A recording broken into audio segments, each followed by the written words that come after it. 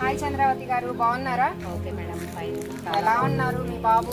అదే మా బాబుకి ఒక ప్రాబ్లం వచ్చింది మేడం. రీసెంట్గా మీ దగ్గరికి అప్రోచ్ అయ్యా. ప్రాబ్లం అయినప్పుడు నేను చెప్పానమాట. సో ఇట్లా పిల్లలు ఎక్కువగా కాలేజెస్లో ఇరిటేట్ చేస్తారు కదా మేడం లెక్చరర్స్ ఏమో ఏమనకూడదు, సైలెంట్గా ఉండాలి. వాళ్ళకి చాలా పేషెన్స్ కూడా అవసరం అవుతుంది ఈ రోజుల్లో.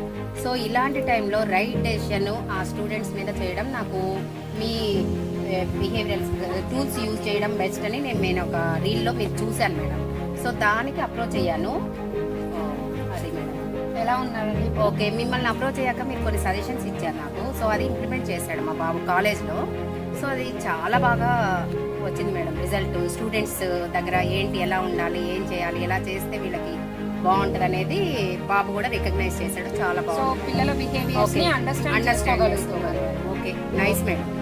Okay, thank you so much అండి. Thank you. Hello super moms, I am Sirisha Kodali, behavioral skills coach for teen girls. My mission is turning teen struggles into strong emotional bonds. So if you want, contact me or DM me in Insta Parenting with Sirisha Kodali. Thank you.